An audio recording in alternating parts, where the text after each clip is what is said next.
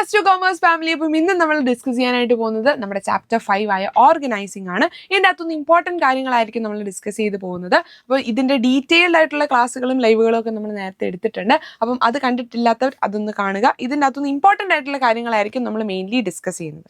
Okay, അപ്പം organising എന്ന് പറഞ്ഞു കഴിഞ്ഞാൽ എന്താണ്, അതിൻ്റെ ഒരു ഡെഫിനിഷൻ ജസ്റ്റ് ഒന്ന് പഠിച്ചു വെക്കുക. ചിലപ്പം 2 മാർക്സിന് നമുക്ക് ക്വസ്റ്റ്യൻസ് വരാനായിട്ടുള്ള സാധ്യതയുണ്ട്. Organising is the process of defining and grouping the activity of enterprise and establishing authority and relationship among them. അല്ലെ, ഓർഗനൈസ് ചെയ്യുക എന്ന് പറഞ്ഞു കഴിഞ്ഞാൽ എന്താണ്, നമ്മൾ ഓർഗനൈസ്ഡ് ആയി ഇരിക്കുന്ന ഒരാളാണ്, അല്ലെങ്കിൽ ഇന്ന ആളുടെ ഒരു ടേബിൾ എന്ന് കണ്ടാൽ നല്ല ഓർഗനൈസ്ഡ് ടേബിൾ ആണല്ലോ എന്ന് പറഞ്ഞു കഴിഞ്ഞാൽ എന്താണ്, നല്ല അടുക്കും ചിട്ടയും എല്ലാം ഒന്നിനൊന്നിനായിട്ട് ഓരോ ഓർഡേഴ്സ് കാണും. അല്ലെ, അത് തന്നെയാണ് ഇവിടെ പറയുന്ന process of defining A group activities of the enterprise and establishing authority and relationship among them. ഇതിനെയാണ് ഓർഗനൈസിംഗ് എന്ന് പറയുന്നത്. ഓർഗനൈസിംഗിന്റെ കുറച്ച് സ്റ്റെപ്സ് ഉണ്ട്. Identification and division of work, ആരെ എന്തൊക്കെ ചെയ്യണം എന്ന് നോക്കുന്നു, എന്നിട്ട് ആരെയൊക്കെയാണ് അത് ഏൽപ്പിക്കേണ്ടത് എന്ന കാര്യങ്ങൾ തീരുമാനിക്കുന്നു. അടുത്തതാണ് departmentalisation. Once work has been divided into small manageable activities, then those activities which are similar in nature are group together. അല്ലെ, സിമിലർ ആയിട്ടുള്ള അല്ലെങ്കിൽ സിമിലർ നേച്ചർ ഉള്ള സംഭവങ്ങളെല്ലാം കൂടെ ഒന്നിച്ച് ഗ്രൂപ്പ് ആക്കുന്നതിനെയാണ് എന്തെന്ന് പറയുന്നത്, ഡിപ്പാർട്ട്മെന്റലൈസേഷൻ എന്ന് പറയുന്നത്. അസൈൻമെന്റ് ഓഫ് ഡ്യൂട്ടീസ്, അല്ലെ, ആർക്ക് എന്തൊക്കെ ചെയ്യാനായിട്ട് ആരെയൊക്കെയാണ് ഏൽപ്പിക്കേണ്ടത് എന്ന കാര്യങ്ങൾ നമ്മൾ ചെയ്യണം.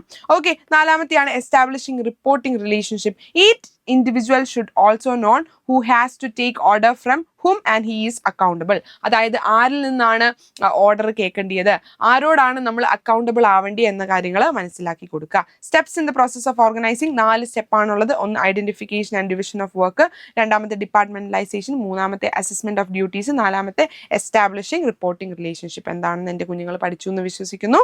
ഇമ്പോർട്ടൻസ് ഓഫ് ഓർഗനൈസേഷൻ, ഈ ഒരു സംഭവം steps in process of organising 3 മാർക്കിന് ക്വസ്റ്റ്യൻ ഒക്കെ ചോദിച്ചിട്ടുണ്ട്. അതുകൊണ്ട് പഠിച്ചിട്ടേ പോകാളൂ. ചിലപ്പോൾ 4 മാർക്കിന് വരുവാണെങ്കിൽ ലോട്ടറി, സിമ്പിൾ ആയിട്ടുള്ള സാധനമല്ലേ. ഇമ്പോർട്ടൻസ് ഓഫ് ഓർഗനൈസിംഗ് ആവശ്യമുണ്ടോ? ആവശ്യമുണ്ട്. ബെനിഫിറ്റ്സ് ഓഫ് സ്പെഷ്യലൈസേഷൻ ഇവിടെ പറയുന്നുണ്ട്. Organizing lead to a systematic allocation of job among the work force and this reduce the work load as well as enhance the productivity because the specific workers perform a specific job on a regular basis. അല്ലെ, specific workers specific job ആയിരിക്കും ചെയ്യുന്നത്. അങ്ങനെ job ചെയ്യുന്നത് കൊണ്ട് തന്നെ നല്ല പ്രൊഡക്ടിവിറ്റിയും വരും, അവരുടെ വർക്ക് ലോഡും കുറവായിരിക്കും എന്നാണ് പറയുന്നത്. രണ്ടാമത്തെയാണ് clarity in working relationship. Establishment of working relationship, clarify lines of communication and specify whom to report to whom. അല്ലെ, ആരോടാണ് ഇത് റിപ്പോർട്ട് ചെയ്യേണ്ടത് എന്നുള്ളൊരു ക്ലാരിറ്റി അവർക്ക് കൊടുക്കുക. എന്താണ് അവർ വർക്ക് ചെയ്യേണ്ടത്, ആരോടാണ് അവർ ഇത് എന്തെങ്കിലും സംശയം വന്നാൽ ചോദിക്കേണ്ടത്, ചെയ്ത് കഴിഞ്ഞു എന്ന് ആരോടാ പറയേണ്ടത് എന്ന കാര്യങ്ങളൊക്കെ അവരെ അറിയിക്കുന്നു. മൂന്നാമത്തെയാണ് ഒപ്റ്റിമം യൂട്ടിലൈസേഷൻ ഓഫ് റിസോഴ്സ്. അവരുടെ കയ്യിലുള്ള റിസോഴ്സസ് ഒക്കെ മാക്സിമം യൂട്ടിലൈസ് ചെയ്യുക. Organizing lead to the proper usage of all material, financial and human resource. അല്ലെ, അവരുടെ കയ്യിലുള്ള ഹ്യൂമൻ റിസോഴ്സ് ആയിക്കോട്ടെ, മെറ്റീരിയൽസ് ആയിക്കോട്ടെ, നമ്മുടെ ഫിനാൻഷ്യൽ റിസോഴ്സസ് ആയിക്കോട്ടെ, ഇതെല്ലാം മാക്സിമം ഒപ്റ്റിമം അവർക്ക് യൂട്ടിലൈസ് ചെയ്യാനായിട്ട് സാധിക്കും. അഡാപ്റ്റേഷൻ ടു ചേഞ്ച്, നല്ലൊരു ഓർഗനൈസേഷൻ ആണെങ്കിൽ എന്താണ്, എന്തെങ്കിലും ചേഞ്ചസ് വരുമ്പോഴത്തേക്ക് അതായിട്ട് ഒത്തുപോകാനായിട്ട് സഹായിക്കും. അഞ്ചാമത്തെയാണ് effective administration. Organising provides a clear description of job and related duties. അതായത് എന്തൊക്കെയാണ് ചെയ്യേണ്ടത്, എങ്ങനെയാണ് ഈ ജോലിയുടെ സ്വഭാവ രീതികൾ എന്ന് മനസ്സിലാക്കി കഴിയുമ്പോഴത്തേക്ക് നല്ലൊരു എഫക്റ്റീവ് അഡ്മിനിസ്ട്രേഷൻ അവിടെ കൊണ്ടുവരാനായിട്ട് സാധിക്കും. ആറാമത്തെയാണ് development of personnel. Organisation stimulate creativity amongst the managers. അല്ലെ, മാനേജേഴ്സിന്റെ ഇടയിലുള്ള ആ ഒരു ക്രിയേറ്റിവിറ്റി, എങ്ങനെ ഒരു ജോലി നമുക്ക് സിമ്പിളായിട്ട് ചെയ്യാം എന്നൊക്കെയുള്ള ഒരു ക്രിയേറ്റിവിറ്റി ഉണർത്താനായിട്ട് ഈ ഓർഗനൈസിംഗ് സഹായിക്കും. Effective delegation allows the managers to reduce their works. അപ്പൊ ഡെലിഗേഷൻ ഓഫ് വർക്ക് എന്ന് പറഞ്ഞു കഴിഞ്ഞാൽ എന്താണ്, താഴെയുള്ള സബോർഡിനേറ്റ്സിനെ ഇപ്പൊ മാനേജേഴ്സിനുള്ള ചില ഡ്യൂട്ടീസ് ഒക്കെ അവരെ ഏൽപ്പിക്കുക, അതിനുള്ള ഒരു ലിമിറ്റഡ് പവർ കൊടുത്ത് അവരെ ഏൽപ്പിക്കുകയാണെങ്കിൽ അത്രയും വർക്ക് ലോഡ് നമുക്ക് കുറച്ച് കിട്ടും. അപ്പം അതിൻ്റെ കൂടെ തന്നെ എന്താണ്, നമുക്കൊരു പേഴ്സണൽ ഗ്രോത്ത് വരാനായിട്ടുള്ള ചാൻസസ് അവിടെ ഉണ്ട്. ഏഴാമത്തെയാണ് expansion and growth. Organising helps in the growth and diversification of the enterprise by enabling it to deviate from existing norms and taking up new challenges ഒക്കെ എടുക്കാൻ വേണ്ടിയുള്ള ഓപ്പർച്യൂണിറ്റീസ് ഒക്കെ കിട്ടി നമുക്കൊരു എക്സ്പാൻഷൻ അല്ലെങ്കിൽ ഗ്രോത്ത് നമുക്ക് കിട്ടുന്നതായിരിക്കും. അപ്പം ഈ 7 പോയിന്റ് എൻ്റെ കുഞ്ഞുങ്ങളൊന്ന് പഠിച്ചു നോക്കുക. പിന്നെ വരുന്നതാണ് ഓർഗനൈസേഷൻ സ്ട്രക്ചർ. ഈ വലിയ ടേബിളൊക്കെ കാണുമ്പോഴത്തേക്ക് ഇറങ്ങി ഓടരുത്, എന്താണ് സംഭവം എന്ന് ജസ്റ്റ് ഒന്ന് വായിച്ചു നോക്കുക. Organization structure is a system that outlines how certain activities are directed to achieve the goals of an organization. ഒരു ഗോളിലേക്ക് എത്താനായിട്ട് എങ്ങനെയൊക്കെയാണ് ഇത് എന്ത് ചെയ്തിരിക്കുന്നത്, പിക്ചറൈസ് ചെയ്തിരിക്കുന്നത് അല്ലെങ്കിൽ ഔട്ട്ലൈൻ ചെയ്തിരിക്കുന്നത് എന്ന കാര്യം ഒരു ഐഡിയ കൊടുക്കുന്നുണ്ട്. organizational structure. The organization structure also determine how to information flows between levels within the company. അല്ലെങ്കിൽ അവരുടെ ഇൻഫർമേഷൻ ഒക്കെ എങ്ങനെയാണ് ഫ്ലോ ചെയ്യുന്നത്, ഏതൊക്കെ ഡിപ്പാർട്ട്മെന്റ്സ് ഏതൊക്കെ ലെവൽസ് ആണുള്ളത് എന്ന ഒരു ഐഡിയ, ഒരു ഔട്ട്ലൈൻ അവർക്ക് കിട്ടും. ഓക്കെ, നമ്മുടെ ഓർഗനൈസേഷൻ സ്ട്രക്ചറിലൂടെ. ഓക്കെ, അപ്പം അതിന്റെ കാര്യങ്ങളൊക്കെ കൊടുത്തിട്ടുണ്ട്. പിന്നെ വരുന്ന ഇമ്പോർട്ടന്റ് ആയിട്ടുള്ള ഒരു കാര്യമാണ് 2 മാർക്സ് എന്ന് ചോദിച്ചിട്ടുള്ള എപ്പോഴും ചോദിക്കുന്നതാണ് സ്പാൻ ഓഫ് മാനേജ്മെന്റ്. എന്താണ് സ്പാൻ ഓഫ് മാനേജ്മെന്റ്? സിമ്പിൾ ആയിട്ട് പറയുവാണെങ്കിൽ ഒരു മാനേജറിന് എത്ര സബോർഡിനേറ്റ്സിനെ ഹാൻഡിൽ ചെയ്യാൻ പറ്റുമെന്ന് നോക്കുന്നതിനെയാണ് സ്പാൻ ഓഫ് മാനേജ്മെന്റ് എന്ന് പറയുന്നത്. ചില മാനേജേഴ്സിന് ഒരു 4 പേരെ ആയിരിക്കും, ചെറിയ രീതിയിലുള്ള 4 പേരെ ആയിരിക്കും ഹാൻഡിൽ ചെയ്യാൻ പറ്റുന്നത്. ചിലവർക്ക് 30 പേരെ ഹാൻഡിൽ ചെയ്യാൻ പറ്റുമായിരിക്കും, പക്ഷെ ചിലവർക്ക് 30 പേരെ ഹാൻഡിൽ ചെയ്യാൻ പറ്റാത്തവർ കാണും. അപ്പം അത് അനലൈസ് ചെയ്യുന്നതിനാണ് സ്പാൻ ഓഫ് മാനേജ്മെന്റ് എന്ന് പറയുന്നത്. ഇവിടെ പറയുന്നുണ്ട് span of management refers to the number of subordinates that can be effectively manage. ചുമ്മാ മാനേജ് ചെയ്യുവല്ല, effectively manage by a superior. This determine the levels of management in the structure. അപ്പോൾ span of മാനേജ്മെന്റിന് വേറൊരു പേരുണ്ട്, span of control അല്ലെങ്കിൽ supervision അല്ലെങ്കിൽ span of authority. അപ്പം ഏത് പേരിൽ വന്നാലും സ്പാൻ ഓഫ് മാനേജ്മെന്റ് ആണ് ഉദ്ദേശിച്ചത് എന്ന് പറയുക. ടൈപ്സ് ഉണ്ട്, 2 ടൈപ്സ് ഉണ്ട്. നാരോ സ്പാനും ഉണ്ട്, വൈഡ് സ്പാനും ഉണ്ട്. നാരോ എന്ന് പറഞ്ഞാൽ പേര് പോലെ തന്നെ ചെറുതാണ് അല്ലേ. Manager has a small number of subordinates, അതായത് 10 താഴെ അല്ലെങ്കിൽ 5 താഴെയൊക്കെ ചെറിയ നമ്പർ ഓഫ് സബോർഡിനേറ്റ്സ് ഉള്ളവരെയാണ് നാരോ സ്പാൻ എന്ന് പറയുന്നത്. This allows for the close supervision and more direct communication. അപ്പോൾ അവർക്ക് ഈ 5 പേര് അല്ലെങ്കിൽ 10 പേരോ ഉള്ളെങ്കിൽ ഓരോരുത്തരുടെ പേര് വെച്ചറിയാം, അവരുടെ ഓരോ കാര്യങ്ങളും നമുക്കറിയാം, അതിനനുസരിച്ച് അവരുമായിട്ട് കമ്മ്യൂണിക്കേറ്റ് ചെയ്യാൻ നല്ലൊരു പേഴ്സണൽ കമ്മ്യൂണിക്കേഷൻ നമുക്ക് കൂടുതൽ കിട്ടും. പക്ഷെ വൈഡർ സ്പാൻ എന്ന് പറഞ്ഞു കഴിഞ്ഞാൽ ഒരുപാട് ആൾക്കാർ സബോർഡിനേറ്റ്സ് ആയിരിക്കും താഴെ, അപ്പോൾ അതുകൊണ്ട് ഒരു പേഴ്സണൽ ടച്ച് നമുക്ക് കിട്ടാനായിട്ടുള്ള ചാൻസ് കുറവാണ്. Oversees a large number of subordinates, this can reduce cost and promote. ഇവിടെ പറയുന്നത് കോസ്റ്റ് റെഡ്യൂസ് ചെയ്യാനായിട്ട് സാധിക്കും. And promote employer autonomy by many lead to less effective and supervision and communication challenges. പക്ഷേ ഇവിടെ കുറച്ച് കമ്മ്യൂണിക്കേഷൻ ചലഞ്ചസ് ഒക്കെ വരാം. അത്ര ആൾക്കാരെ ഒന്നിച്ച് ഡീൽ ചെയ്യുക എന്ന് പറയുന്നത് ഇച്ചിരി ബുദ്ധിമുട്ടായിട്ടുള്ള കാര്യമാണ്. ഫംഗ്ഷൻസ് ഓഫ് ഓർഗനൈസേഷൻ സ്ട്രക്ചർ എന്ന് പറയുന്നത് ഫംഗ്ഷണൽ സ്ട്രക്ചറുണ്ട്, ഡിവിഷണൽ സ്ട്രക്ചറുണ്ട്. അതിന്റെ ഡിഫറൻസ് ബിറ്റ്വീൻ എൻ്റെ കുഞ്ഞുങ്ങളൊന്ന് പഠിച്ചു വെച്ചാൽ മതി. ഇതായിരിക്കും മോസ്റ്റ്ലി വരുന്നത്. ഇത് പഠിച്ചാൽ തന്നെ എന്താണ് ഫംഗ്ഷണൽ സ്ട്രക്ചർ, എന്താണ് ഡിവിഷണൽ സ്ട്രക്ചർ എന്നതിന്റെ കുഞ്ഞുങ്ങൾക്ക് മനസ്സിലാവും. അപ്പോൾ ഫോർമേഷൻ ഇസ് ബേസ്ഡ് ഓൺ ഫംഗ്ഷൻസിന്റെ ബേസിലായിരിക്കും ഫംഗ്ഷണൽ സ്ട്രക്ചർ വരുന്നത്. ഡിവിഷണൽ സ്ട്രക്ചർ എന്ന് പറയുന്നത് based on the product lines and supported by the function. Product lines ആയിരിക്കും ഇതിന്റെ മെയിൻ ആയിട്ട് നോക്കുന്നത്. ഇവിടെ വരുന്നത് ഫംഗ്ഷണൽ സ്പെഷ്യലൈസേഷൻ ആണ് ഫംഗ്ഷണൽ സ്ട്രക്ചറിൽ വരുന്നത്. ഡിവിഷണൽ സ്ട്രക്ചറിൽ വരുന്നത് പ്രൊഡക്റ്റ് സ്പെഷ്യലൈസേഷൻ ആയിരിക്കും. ഓരോ പ്രൊഡക്ട്സിന്റെ സ്പെഷ്യലൈസേഷൻ ആയിരിക്കും വരുന്നത്. ഡിഫിക്കൽട്ട് ടു ഫിക്സ് ഓൺ ഡിപ്പാർട്ട്മെന്റ്സിൽ ഫിക്സ് ചെയ്യാനായിട്ട് കുറച്ചും കൂടെ ഡിഫിക്കൽട്ട് ആയിട്ട് വരുന്ന ഫംഗ്ഷണൽ സ്ട്രക്ചർ ആയിരിക്കും. പക്ഷെ ഡിവിഷണൽ സ്ട്രക്ചറിന്റെ കേസിൽ വരുന്നത് ഈസി ആയിരിക്കും, അവന്റെ പെർഫോമൻസ് ഒക്കെ ചെയ്യാൻ വേണ്ടി ഈസി ആയിരിക്കും എന്ന് പറഞ്ഞിട്ടുണ്ട്. അതിന്റെ ഡിഫറൻസ് ബിറ്റ്വീൻ ഒന്ന് പഠിച്ചു വെക്കുക. നമ്മൾ നേരത്തെ ക്ലാസ്സിലൊക്കെ ഡിസ്കസ് ചെയ്തിട്ടുണ്ട്, അതൊന്ന് പഠിച്ചു വെക്കുക. പിന്നെ വരുന്ന ഏറ്റവും ഇമ്പോർട്ടൻറ്റ് എപ്പോഴും ചോദിക്കുന്നതാണ് ഒന്നീ ഫോർമൽ അല്ലെങ്കിൽ ഇൻഫോർമൽ, ഏതെങ്കിലും ഒന്ന് എപ്പോഴും ചോദിക്കും. ഫോർമൽ ഓർഗനൈസേഷൻ അല്ലെങ്കിൽ ഇൻഫോർമൽ ഓർഗനൈസേഷൻ സ്ഥിരം സ്ഥിരം സ്ഥിരം ചോദിക്കുന്ന ഒരു സാധനമാണ്. പഠിച്ചിട്ട് പൊക്കോ. അടുത്ത ചാപ്റ്ററുകളിലൊക്കെ നമ്മൾ ഈ ഫോർമൽ ഓർഗനൈസേഷനെ വെച്ച് നമ്മൾ കമ്പയർ ചെയ്തൊക്കെ പറയുന്നുണ്ട്. അതുകൊണ്ട് തന്നെ എന്താണ് സംഭവം എന്ന് അറിഞ്ഞില്ലെങ്കിൽ കയ്യിൽ നിന്ന് പോകും. ഫോർമൽ ഓർഗനൈസേഷൻ എന്ന് പറഞ്ഞാൽ ഒന്നുമില്ല, ഓൾറെഡി അവിടുത്തെ ഒരു മാനേജ്മെന്റ് ക്രിയേറ്റ് ചെയ്തിരിക്കുന്ന ഒരു ഗ്രൂപ്പാണ്. അപ്പം അവിടെ എന്ന് പറഞ്ഞു കഴിഞ്ഞാൽ അവരുടെ ഒരു ഒബ്ജക്റ്റീവ് അല്ലെങ്കിൽ ഗോളിലേക്ക് എത്താൻ വേണ്ടി ഒരു ഫോം ചെയ്തിരിക്കുന്ന ഒരു ഗ്രൂപ്പ്, അതിനെയാണ് ഫോർമൽ ഓർഗനൈസേഷൻ എന്ന് പറയുന്നത്. Formal organization refers to the organization structure which is designed by the management to accomplish a particular task. അല്ലെ, ഒരു പർട്ടിക്കുലർ ടാസ്ക് അക്കംപ്ലിഷ് ചെയ്യാൻ വേണ്ടി അവരെന്ത് ചെയ്ത് ഒരു സ്ട്രക്ചർ ഉണ്ടാക്കിയിരിക്കുന്ന ആ ഒരു ഗ്രൂപ്പിനെയാണ് എന്തെന്ന് പറയുന്നത് ഫോർമൽ ഓർഗനൈസേഷൻ എന്ന് പറയുന്നത്. അതിന്റെ ഫീച്ചേഴ്സ്, അഡ്വാൻറ്റേജസ്, ഡിസഡ്വാൻറ്റേജസ് ഒക്കെ ഒന്ന് ജസ്റ്റ് ഒരു 3 പോയിന്റ് വെച്ച് പഠിച്ചു വെക്കുക. പിന്നെ വരുന്നതാണ് ഇൻഫോർമൽ ഓർഗനൈസേഷൻ. ഇൻഫോർമൽ ഓർഗനൈസേഷൻ എന്ന് പറയുന്നത് ഫോർമൽ ഓർഗനൈസേഷനിൽ നിന്ന് വരുന്ന ഒരു ഗ്രൂപ്പാണ് ഇൻഫോർമൽ ഓർഗനൈസേഷൻ എന്ന് പറയുന്നത്. അതെന്ന് പറഞ്ഞാൽ ഇപ്പം ഫോർമൽ ഓർഗനൈസേഷനിൽ നമുക്ക് നമ്മുടെ ബോസിന്റെ അടുത്ത് മാത്രമേ പറയാൻ പറ്റത്തുള്ളൂ, അതിന്റെ ഹയർ ലെവലിലുള്ള ആൾക്കാരുടെ അടുത്ത് സംസാരിക്കാൻ പറ്റത്തില്ല, അങ്ങനെയൊക്കെ കുറച്ച് കേസുകളുണ്ട്. പക്ഷെ ഇൻഫോർമൽ ഓർഗനൈസേഷൻ അങ്ങനെയൊന്നുമില്ല. നമ്മൾ സോഷ്യലി നമ്മൾ മിങ്കിൾ ചെയ്ത് ഉണ്ടാക്കുന്ന ഒരു ഗ്രൂപ്പാണ്. അതുകൊണ്ട് തന്നെ നമുക്ക് ഇഷ്ടമുള്ള കാര്യം നമ്മൾ ഫ്രീ ആണ്, നമുക്ക് ആരോട് എന്ത് വേണമെങ്കിലും പറയാം എന്നുള്ളൊരു ഫ്രീ സ്പേസ് ആണ് നമുക്ക് അവിടെ കിട്ടുന്നത്. അതിന്റെ ഫീച്ചേഴ്സും അഡ്വാൻറ്റേജസും ഡിസഡ്വാൻറ്റേജസും എൻ്റെ മക്കൾ വായിക്കുക.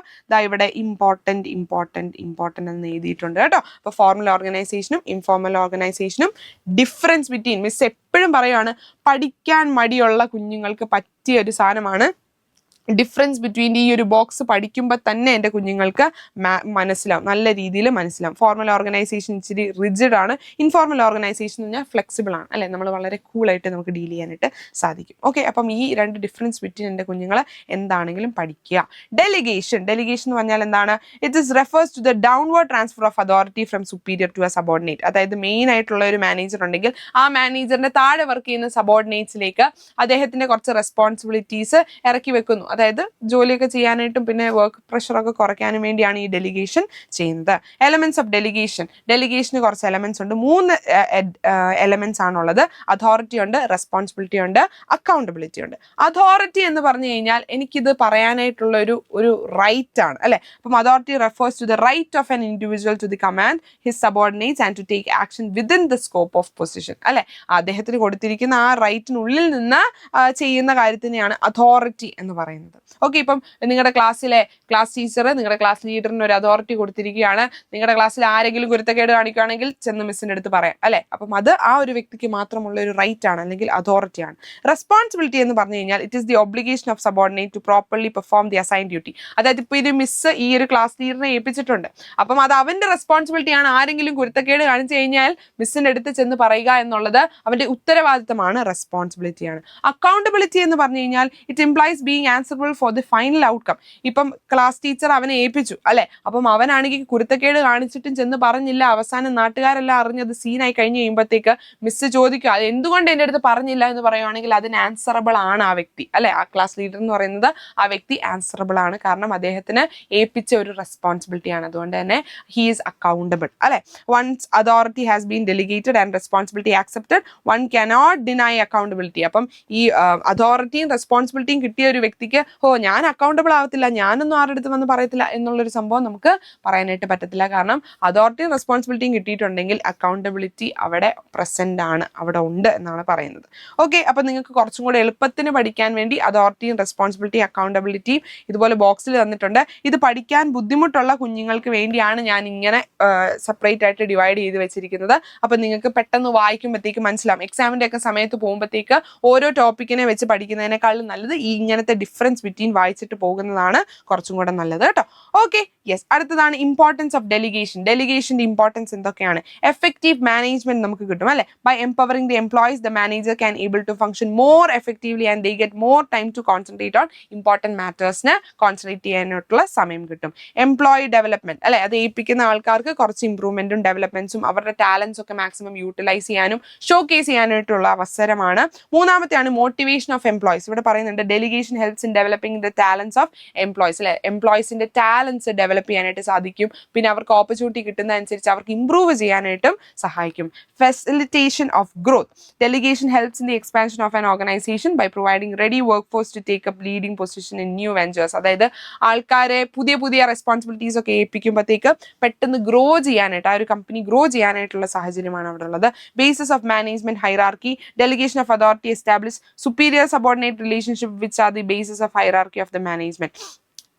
It is the degree of flow of authority which determines who has to report to whom. അപ്പം ഇതിൻ്റെ അകത്ത് പറയുന്നത് ആരോടാണ് റിപ്പോർട്ട് ചെയ്യേണ്ടത് എന്ന കാര്യങ്ങൾ ഇവിടെ ഓൾറെഡി അസൈൻഡ് ആണ്. പിന്നെ ആ അതോറിറ്റി കൊടുത്ത ആൾക്ക് ആ കാര്യങ്ങൾ അവരുടെ ആ ഒരു പവറിനുള്ളിൽ നിന്ന് ചെയ്യാനായിട്ട് സാധിക്കും. ആറാമത്തെയാണ് ബെറ്റർ കോർഡിനേഷൻ. അപ്പം നല്ല ഒരു എലമെന്റ്സ് ഓഫ് ഡെലിഗേഷൻ എന്ന് പറയുന്നത് നല്ല രീതിയിൽ കോർഡിനേഷൻ അവിടെ ഫോക്കസ് ചെയ്യുന്നുണ്ട്. ഡീസെൻട്രലൈസേഷൻ അടുത്ത ഒരു ഇമ്പോർട്ടൻ്റ് ആയിട്ടുള്ള ഒരു സംഭവമാണ്. 2 മാർക്സിനും അല്ലെങ്കിൽ 4 മാർക്സിനും ഒക്കെ ചോദിക്കാനായിട്ട് സാധ്യതയുള്ളതാണ് ഡീസെൻട്രലൈസേഷൻ. ഡീസെൻട്രലൈസേഷൻ എന്ന് പറഞ്ഞാൽ ഒന്നുമില്ല, താഴോട്ടുള്ള, അതായത് നമുക്ക് ഒരു ഹൈറാർക്കിയൽ ലെവൽ ഉണ്ട്. അപ്പം ആ ഒരു ലെവൽസ് ഓഫ് മാനേജ്മെന്റ് എന്നൊക്കെ നമ്മൾ പഠിച്ചതിൻ്റെ അകത്തുനിന്ന് ഓരോ ഹൈറാർക്കീസ് ഉണ്ടല്ലോ. അപ്പം അതിനനുസരിച്ച് നമുക്ക് താഴോട്ട് അവർക്ക് ഈ ഡിസിഷൻ എടുക്കാനും അവരുടെ റെസ്പോൺസിബിലിറ്റീസും ഒക്കെ ഇങ്ങനെ ഡിവൈഡ് ചെയ്ത് കൊടുക്കുന്നതിനാണ് ഡീസെൻട്രലൈസേഷൻ എന്ന് പറയുന്നത്. It explains the manner in which decision making responsibilities are divide among the hierarchical levels അല്ലെ. ഡിസിഷൻ മേക്കിംഗ് ഓരോ ഹൈറാർക്കിയൽ ലെവൽസിലും അവർക്ക് കിട്ടുന്നുണ്ട്. Put simply decentralization refers to the delegation of authority throughout all levels of organization. Delegation of authority ആണ്, അതായത് ബാക്കിയുള്ള ആൾക്കാർക്കും decisions ഒക്കെ എടുക്കാനായിട്ടുള്ള റൈറ്റ് കൊടുക്കുന്നതിനെയാണ് ഡീസെൻട്രലൈസേഷൻ എന്ന് പറയുന്നത്. അപ്പോൾ സെൻട്രലൈസേഷനും ഡീസെൻട്രലൈസേഷനും തമ്മിലുള്ള ഒരു ഡിഫറൻസ് ബിറ്റ്വീൻ ജസ്റ്റ് ഒരു 2 മാർക്സിന് വല്ലതും ചോദിക്കുവാണെങ്കിൽ ചിലപ്പോൾ ചോദിച്ചേക്കാം അല്ലെ. അങ്ങനെ ചോദിക്കുവാണെങ്കിൽ എൻ്റെ കുഞ്ഞുങ്ങൾക്ക് എഴുതാനായിട്ട് പറ്റണം. സെൻട്രലൈസേഷൻ എന്ന് പറഞ്ഞു കഴിഞ്ഞാൽ ഒരു പർട്ടിക്കുലർ ആൾക്കാരിൽ മാത്രം ഒതുങ്ങുന്നതിനെയാണ് സെൻട്രലൈസേഷൻ എന്ന് പറയുന്നത്. അതും ടോപ്പ് മോസ്റ്റ് ലെവലിലുള്ള ആൾക്കാരായിരിക്കും ഡിസൈഡ് ചെയ്യുന്നത്. പക്ഷേ ഡീസെൻട്രലൈസേഷൻ എന്ന് പറയുന്നത് അങ്ങനെയല്ല, എല്ലാ ലെവൽസ് അല്ലെങ്കിൽ എല്ലാ ഹൈറാർക്കിയിലുള്ള ആൾക്കാർക്ക് ഡിസിഷൻ മേക്കിംഗ് എടുക്കാനായിട്ട് സാധിക്കും. ഓക്കെ, യെസ്, ഇവിടെ പറയുന്നുണ്ട് an organization is centralized when decision making authorities retain by higher management. Higher മാനേജ്മെന്റിൽ മാത്രം ഒതുങ്ങുന്നതിനെയാണ് സെൻട്രലൈസേഷൻ എന്ന് പറയുന്നത്. ഡീസെൻട്രലൈസേഷൻ എന്ന് പറയുന്നത് എല്ലാ ലെവൽസിലും അത് വരികയും ചെയ്യും. ഓക്കെ, ഇമ്പോർട്ടൻസ് ഓഫ് ഡീസെൻട്രലൈസേഷൻ പഠിക്കുക. ഡെവലപ്സ് ഇനിഷ്യേറ്റീവ് അമംഗ് സബോർഡിനേറ്റ്സിൽ അവർക്ക് ഇനിഷ്യേറ്റീവ് എടുക്കാനായിട്ടുള്ള ഒരു താല്പര്യം വരും. Develops managerial talent to the future, അല്ലെ, മാനേജ്മെന്റ് ടാലൻസ് ഒക്കെ കൂടുതലും സബോർഡിനേറ്റ്സിന് കിട്ടിത്തുടങ്ങുന്നത് ഇതുപോലത്തെ ഡെലിഗേഷൻ വഴിയായിരിക്കും, ഡീസെൻട്രലൈസേഷൻ വഴിയായിരിക്കും. യെസ്, മൂന്നാമത്തെയാണ് ക്വിക്ക് ഡിസിഷൻ മേക്കിംഗ്, അല്ലെ, പെട്ടെന്ന് നമുക്ക് ഡിസിഷൻ മേക്ക് ചെയ്യാനായിട്ട് സാധിക്കും. കാരണം ഓരോ ലെവൽസിലേക്ക് ഏൽപ്പിച്ച് കഴിയുമ്പോഴത്തേക്ക് അവർക്ക് പെട്ടെന്ന് തന്നെ അതിന്റെ തീരുമാനങ്ങൾ എടുക്കാനായിട്ട് പറ്റും. മറ്റേതാണെങ്കിൽ ടോപ്പ് ലെവലിലുള്ള ആൾക്കാരോട് ചോദിച്ച് പറഞ്ഞൊക്കെ വരുമ്പോഴത്തേക്ക് സമയമെടുക്കും. നാലാമത്തെയാണ് relief to top management. Top മാനേജ്മെന്റുകാർക്ക് അധികം ബേർഡൻ വരത്തില്ല, ബാക്കിയുള്ള ആൾക്കാരും ഡിസിഷൻ മേക്കിംഗിൽ ഉള്ളത് കൊണ്ട് തന്നെ അവർക്ക് അധികം ബേർഡൻ വരത്തില്ല. ഫെസിലിറ്റേറ്റ്സ് ഗ്രോത്ത്, നമുക്ക് വളർച്ച ഇവിടെ ഉണ്ടാവാനായിട്ടുള്ള സാധ്യതയുണ്ട്. ഇവിടെ വരുന്നുണ്ട് decentralization awards greater autonomy to lower levels of management as well as divisional or department heads, അല്ലെ. അപ്പം താഴെത്തട്ടിലുള്ള ആൾക്കാർക്കും അവരെയും കൺസിഡർ ചെയ്യുന്നതുകൊണ്ട് തന്നെ അവർക്കും ഒരു ഗ്രോത്ത് അവിടെ കിട്ടും. ബെറ്റർ കൺട്രോൾ നമുക്ക് കാണാനായിട്ട് സാധിക്കും. പിന്നെ ഡെലിഗേഷനും ഡീസെൻട്രലൈസേഷനും തമ്മിലുള്ള വ്യത്യാസം ഇമ്പോർട്ടൻ്റ് ആണ്. ഇത് പഠിക്കുക. ഇത് അങ്ങോട്ടും ഇങ്ങോട്ടും തമ്മിൽ തിരിഞ്ഞു പോവരുത്. പേര് കേൾക്കുമ്പോഴത്തേക്ക് ഡെലിഗേഷൻ, ഡീസെൻട്രലൈസേഷൻ ഒക്കെ ഏകദേശം ഒരുപോലൊക്കെ തോന്നും. അപ്പം അത് എൻ്റെ കുഞ്ഞുങ്ങളൊന്ന് പഠിക്കുക. Okay, yes. അപ്പം ഇത്രയും കാര്യങ്ങളാണ് നമുക്ക് ഡിഫറൻസ് ബിറ്റ്വീൻ, ഇതിൻ്റെ അകത്തുനിന്ന് കുറേ ഡിഫറൻസ് ബിറ്റ്വീൻ മിസ് പറഞ്ഞിട്ടുണ്ടായിരുന്നു. ഡിഫറൻസ് ബിറ്റ്വീൻ ഇപ്പം ഡെലിഗേഷൻ, ഡീസെൻട്രലൈസേഷൻ എന്താണെന്ന് അറിയാത്തൊരു കുഞ്ഞിന് ഇതിൻ്റെ ഡിഫറൻസ് ബിറ്റ്വീൻ വായിക്കുമ്പോഴത്തേക്ക് നിങ്ങൾക്ക് മനസ്സിലാവും. അതിലൂടെ നിങ്ങൾ ഡിഫറൻസ് ബിറ്റ്വീനും പഠിച്ചു, ഇതിന് എന്താണ് സംഭവം എന്നുള്ള കോൺസെപ്റ്റ് നിങ്ങൾ പഠിച്ചു. ഓക്കെ, ആ കോൺസെപ്റ്റിൻ്റെ അകത്തുനിന്ന് തന്നെ നിങ്ങൾക്ക് എന്താണ് അതിൻ്റെ അഡ്വാൻറ്റേജസും ഡിസഡ്വാൻറ്റേജസും ഐഡൻറ്റിഫൈ ചെയ്യാനായിട്ട് സാധിക്കും. അപ്പം അതുപോലെ സ്മാർട്ടായിട്ട് നിങ്ങൾ പഠിക്കുവാണെങ്കിൽ പെട്ടെന്ന് തന്നെ പഠിച്ചു തീർക്കാനായിട്ട് സാധിക്കും. ഓക്കെ, അപ്പം ഇത്രയും എൻ്റെ കുഞ്ഞുങ്ങൾക്ക് ക്ലിയർ ആയെന്ന് വിശ്വസിക്കുന്നു. അങ്ങനെയാണെങ്കിൽ അടുത്ത ചാപ്റ്ററിൻ്റെ വീഡിയോ ആയി മിസ് വരാം. ബൈ.